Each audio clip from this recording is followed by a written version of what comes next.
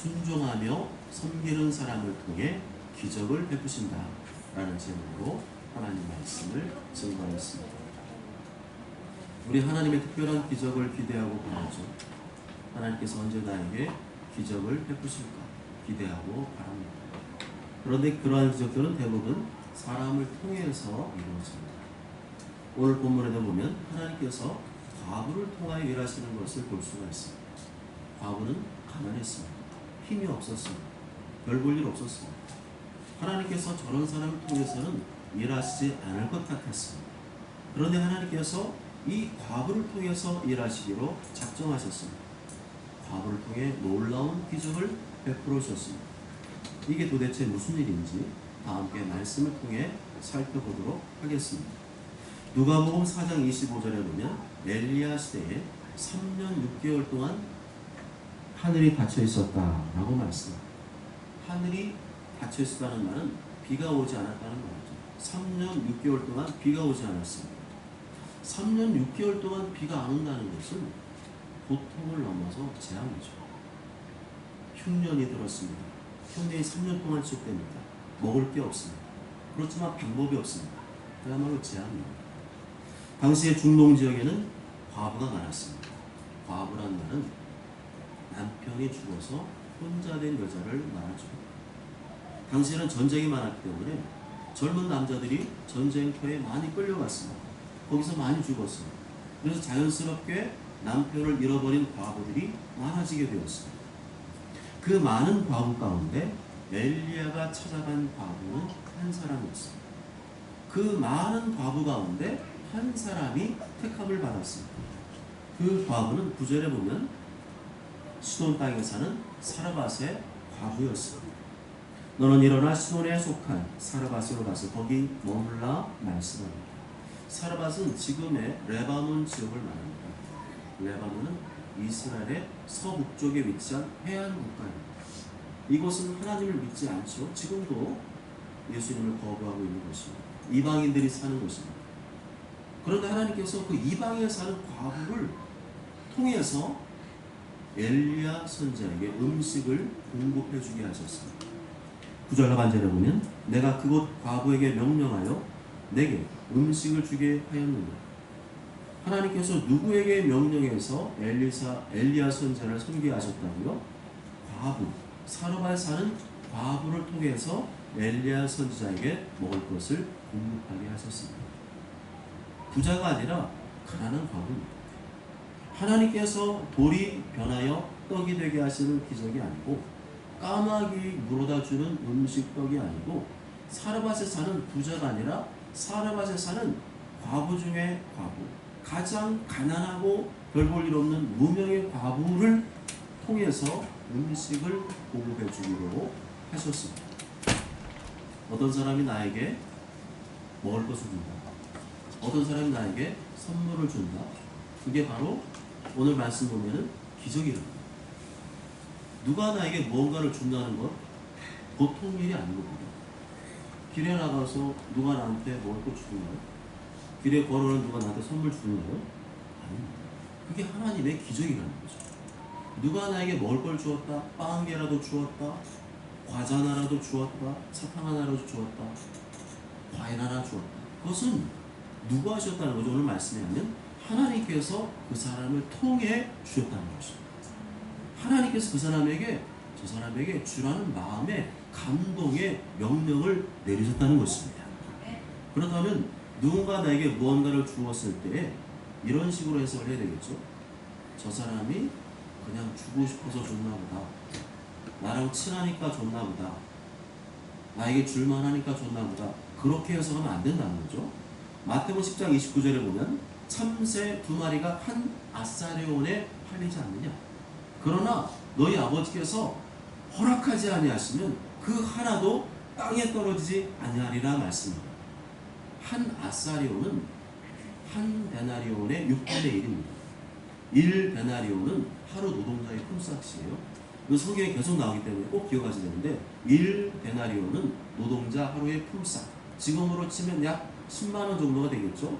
10만원의 6분의 1 하면 16,700원 정도가 됩니다.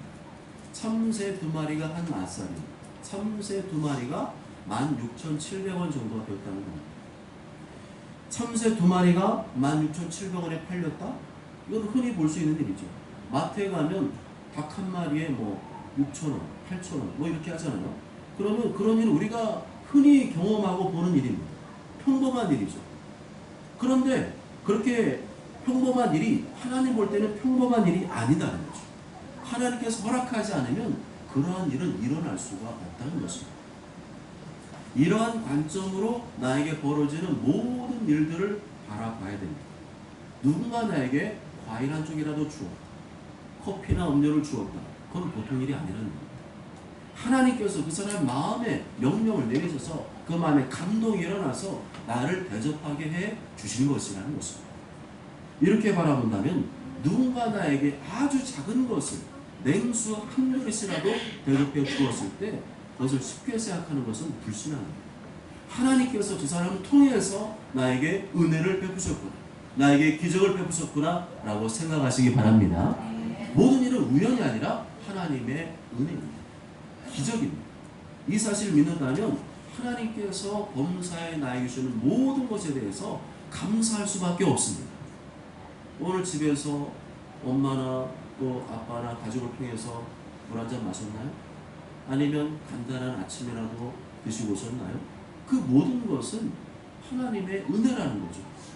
아니면 교회 왔는데 누가 나한테 친절히 대해주었다, 그것도 하나님의 은혜입니다. 그리고 나한테 커피 한 잔을 대접해 주더라, 하나님의 은혜입니다. 저분을 통해서 음식을 주셔서 감사합니다. 저분을 통해서 음료 한 잔 주셔서 감사합니다. 저분을 통해 간식을 주셔서 감사합니다. 하나님이 저분을 통해서 나에게 은혜를 베풀어 주시니 감사합니다. 이렇게 생각하고 고백하는 것이 믿음인 줄 믿습니다. 하나님 대부분 나의 필요한 것들을 사람을 통해 공급해 주십니다. 이 사실을 믿는다면 누구와 관계를 짜야 될까요? 사람과 관계를 짜야 됩니다. 사람과의 관계를 소중히 여겨야 됩니다. 이렇게 잘해주는 사람이 있는가 하면 반대로 나에게 서운하게 하고 섭섭하게 하는 사람도 있죠. 그럴 때 어떤 마음이 드시던가요? 내가 해준 게 얼마인데, 내가 얼마나 너한테 잘해줬는데 어떻게 나한테 이럴 수 있어? 너 그러고도 인간이니? 이런 생각 들 때가 있으시죠? 근데 그러면 안 됩니다. 누군가 나에게 서운한 마음을 갖게 했다면 그것도 반대로 하나님께서 허락하셨기 때문에 그 일이 벌어진 것입니다. 하나님께서 그 사람을 통해서 서운한 마음, 섭섭한 마음을 갖게 하셨다면 그 사람을 통해서 나의 부족함을 드러내시고 나를 훈련시키는 것입니다. 이럴 때 우리가 어떻게 반응이 될까요? 서운한 사람, 섭섭한 사람, 미운 사람, 마음에 안 드는 사람 가까이 다가오고 있어요. 근데 여러분 어때요? 피하고 싶죠? 상대하고 싶지 않죠? 그럴 때 어떻게 돼요? 오늘 성경 말씀에 의하면 그 사람이 나한테 걸어오는 것은 우연이 아닌 겁니다. 하나님 나에게 붙여준 사람인 거죠. 좋든지 싫든지 그 사람을 통해서 내 마음에 불편한 마음들을 허락하시고 서운한 마음 일으키셔서 결국에는 누굴 보게 하시는 거죠? 나의 모습을 보게 하시는 것입니다. 저런 사람 내가 품지 못하는 거예요. 저런 사람 내가 이해하지 못하는 거예요. 내 수준이 별로이구나 하는 것을 깨닫게 하시는 거죠. 그런데 그 마음 가지고 저 사람을 대할 수는 없잖아요. 반드시 그 사람과 나 사이에 두어야 될 것인데 그것이 뭘까요? 십자가. 십자가를 두고 반응해야 됩니다. 십자가를 거쳐서 그 사람을 바라봐야 됩니다. 십자가는 뭐죠? 사랑입니다. 용서입니다. 희생입니다. 섬김입니다. 누가 나에게 서운한 마음을 갖게 했다면 그 사이에 십자가에 달린 예수님을 두고 그 사람을 대하는 정답이 나옵니다. 예수님 그 사람 어떻게 대하셨다고 말씀하실까요? 사랑해요. 용서해요. 내가 널리 피 흘렸듯이 그 사람을 사랑하고 용서하고 그 사람에서 희생하고 섬길 수 없겠니? 라고 묻지 않으시겠습니까? 나도 남들에게 서운하게 할 때가 있잖아요. 그 사람만 나한테 서운하게 하는 게 아니고 나도 남들에게 서운하게 할 때가 있고 섭섭하게 할 때가 있잖아요. 우리는 다 죄인이기 때문에 완벽할 수가 없습니다. 나만 서운하게 하는 것도 아니고 그 사람만 서운하는 것도 아니고 서로가 서운한 마음을 갖게 할 때가 있죠. 누군가 나에게 이렇게 서운하게 할 때, 또 내가 다른 사람 서운하게 할 때, 가족에게, 배우자에게, 자녀에게, 친구에게, 동료에게 서운하게 할 때가 있잖아요. 어쩔 수 없습니다. 우린 죄인이기 때문에 완벽할 수가 없고요. 우리의 감정 하나 제대로 통제 못하는 죄인에 불과합니다. 이럴 때 내가 서운하게 한 것을 생각 안 하고 그 사람이 나한테 서운하게 한 것만 생각하면 관계는 어려워지고 틀어질 수밖에 없습니다. 좋은 관계 유지할 수가 없죠. 중요한 것은 아까 계속 강조한 게 뭐죠? 하나님께서 사랑을 통해 일하신다고 했는데 하나님께서 사랑을 통해 일하시도록 관계를 좋게 유지해야 되는데 관계 틀어지면 하나님이 일하실 수가 없습니다. 하나님께서 은혜와 기적을 베풀 수가 없어요. 그렇기 때문에 누군가 나를 조금이라도 대접해주고 섬겨주면 하나님의 은혜인 줄 알고 감사하시고 누가 나를 서운하게 하면 하나님께서 나를 훈련시키기 위해서 이런 일 일으키신 줄 믿고 십자가의 사랑으로 그 사람을 사랑하고 용서하고 축복하시기 바랍니다. 10절에 보면 엘리야가 일어나서 사르밧 과부에 가고 있습니다. 엘리야 지금 누구의 명령을 따라서 사르밧 과부에 가고 있죠? 하나님의 명령을 따라서 가고 있습니다. 10절 하반절에 엘리야가 하나님의 명령에 순종해서 갔더니 사르밧 땅에 갔어요. 멀리 갔습니다. 그랬더니 거기에 처음으로 만난 과부가 보였습니다. 그 과부가 무엇을 하고 있었죠? 나뭇가지를 줍고 있었습니다. 한 과부가 그곳에서 나뭇가지를 줍는 줄. 이 과부를 본 엘리야가 부탁을 합니다. 무슨 부탁을 했죠? 물을 조금 주십시오. 청하건대 그릇에 물을 조금 가져다가 내가 마시게. 물을 달라는 엘리야의 부탁에 이 과부가 어떻게 반응하죠? 그냥 아무 말 없이 순종합니다. 11절에 그가 가지러 갈 때. 여러분 이 상황이 좀 이상하지 않습니까? 엘리야랑 이 과부랑 서로 본 적이 있나요? 서로 아는 사이인가요? 전혀 본 적도 없고 아는 사이가 아닙니다. 그런데 이 과부가 부탁을 했는데 아무 말 없이 물들어 가는 거예요. 이거 이상한 일입니다. 아무 말 없이 순종합니다. 이게 평소의 과부의 성품이었다는 거죠. 남을 대접하기 좋아하고 섬기기 좋아하고 남에게 주는 것을 좋아하는 스타일이었다는 거예요. 하나님께서 그런 사람을 좋아하시고 그런 사람을 사용하십니다.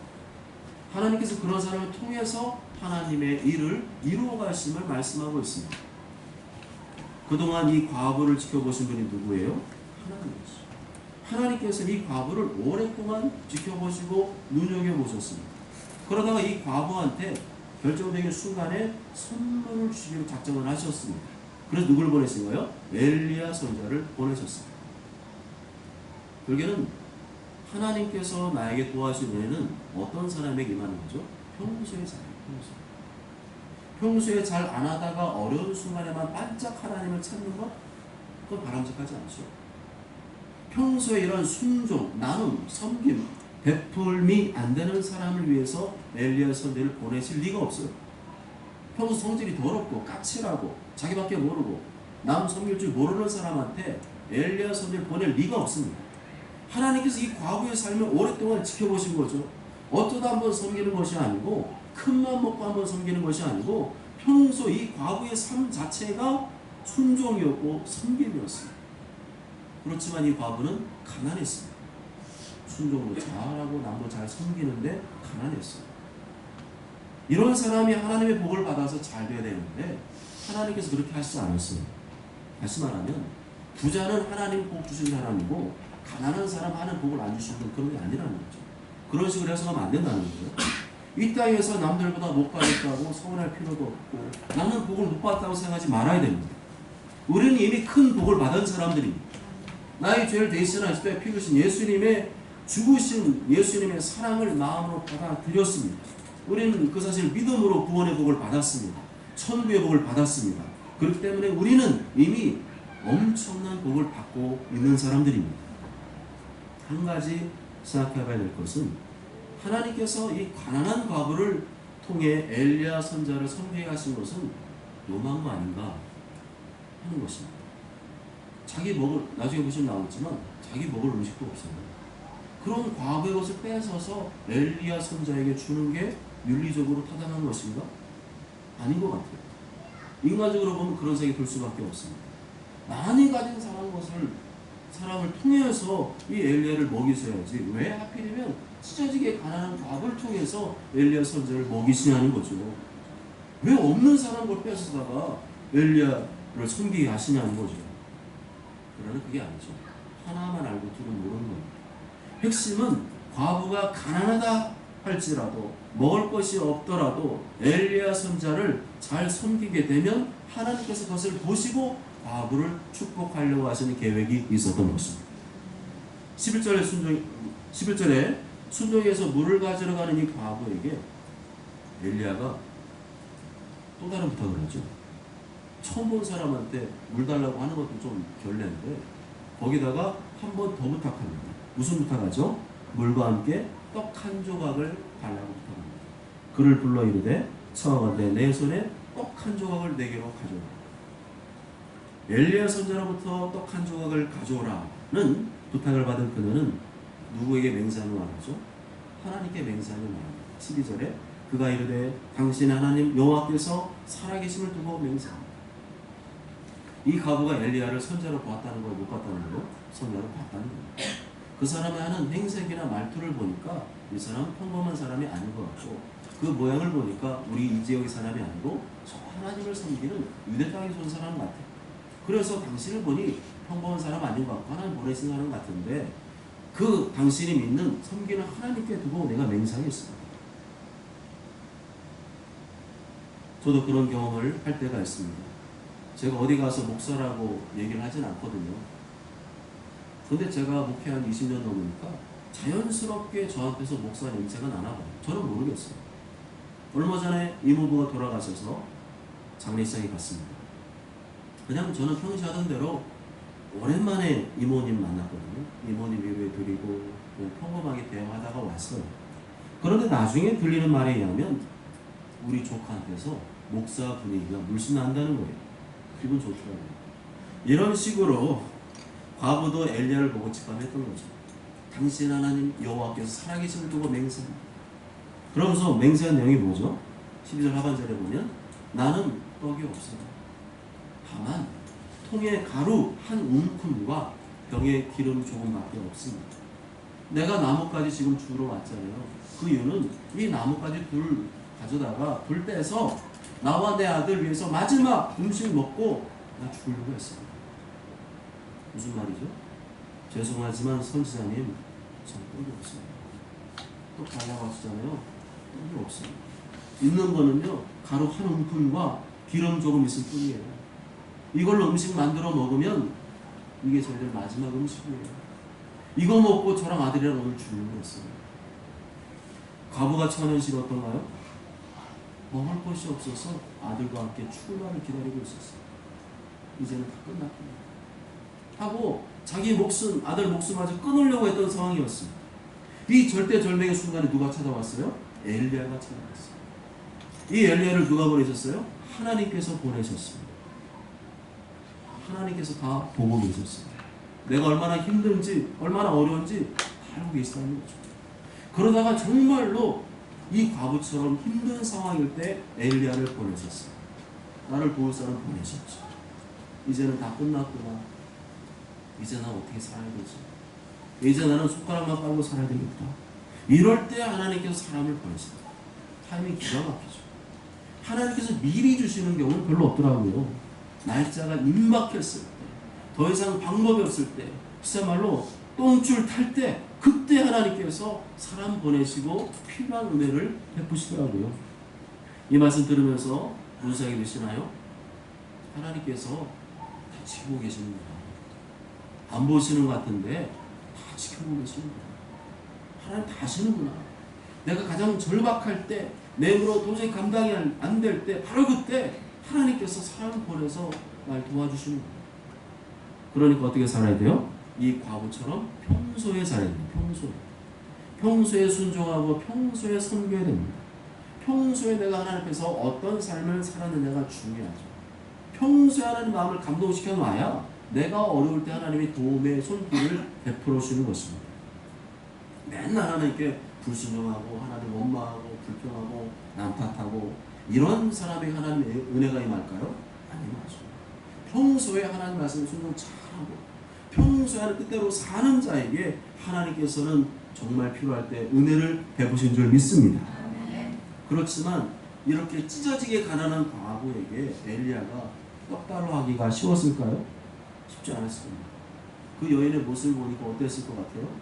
피골이 상접해서 차마 과거의 얼굴을 보기도 민망할 정도였을 겁니다. 3년 6개월 흉년 들었잖아요.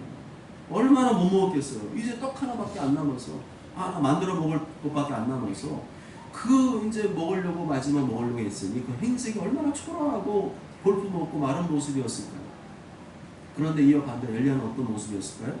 정상적인 건강한 남자의 모습이었을 거예요. 엘리야는 흉년이 들었지만 누가 먹을 걸 갖다 줬죠? 까마귀가 엘리야한테 떡과 고기를 갖다 줬어요. 그래서 엘리야 선자는요, 살도 포동포동하고 윤기도 오고 건장했습니다. 이렇게 건강한 남자가 뼈밖에 안 남은 이 과부한테 떡 가져오라. 여러분, 이거 말이 됩니까? 말이 안 되죠. 엘리야가 인간이라면 차마 입에서 그 말이 떨어지지 않았을 거예요. 그런데 엘리야가 어떻게 하죠? 합니다. 먼저 남은 것으로 작은 떡 하나를 만들어서 나한테 가져옵니다. 좀 너무한 거 아닌가요? 그래요. 그러면 만들어 드세요 하는 게 맞는데 엘리야 선지자가 좀 이기적으로 말하죠. 그거 만들어서 나한테 먼저 가져오세요. 13절에 엘리야가 그에게 이르되 두려워 말고 가서 내 말대로 하려니와 먼저 그것으로 나를 위하여 작은 떡 한 개를 만들어 내게로 가져오고 그 후에 너와 내 아들을 위하여 만들라. 여기에는 예언적인 게 있죠. 나를 섬기게 되면 하나님께서 당신에게 기적을 베푸실 겁니다. 인간적으로 너무한 거죠. 이건 제대로 된 인간이라는 참 할 수 없는 명령입니다. 아무리 하나님의 종이고 하나님의 선제라 할지라도 인간적으로 너무한 거잖아요. 일반적인 과부라면 이렇게 따졌을 것 같아요. 아니 아무리 하나님의 선자이지만 하나님의 종이라지만 우리 지금 먹을 거 이거밖에 없다는데 그걸 굳이 드셔야 되겠어요? 많이 건강해 보이시는데 그걸 꼭 뺏어 드셔야죠. 마음이 시원하시겠어요? 중요한 건 그게 아니죠. 과부가 찢어지게 가난한데 어떻게 그럴 수 있느냐? 그런 차원이 아닙니다. 중요한 것은 지금 엘리야가 하는 말의 내용의 근거와 출처가 어디냐는 거죠. 엘리야가 말한 그 내용의 근거와 출처는 어디입니까? 하나님의 말씀이었습니다. 엘리야는 지금 하나님의 말씀을 근거로 말씀하고 있었던 거예요. 엘리야가 야비하고 동정심도 없는 냉혈인간으로 말하는 게 아니고 하나님의 말씀을 근거로 전하고 있었습니다. 그것이 하나님 말씀이라면 상대방에게 조금 불편해도 전해야 한다는 겁니다. 14절 다 함께 읽으실까요? 14절 시작. 이스라엘 하나님 여호와의 말씀이 나 여호와가 피를 지면에 내리는 날까지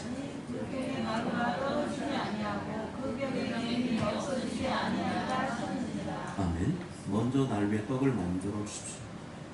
그 다음에 당신과 당신의 아들을 위해서 떡을 만들어 주십시오.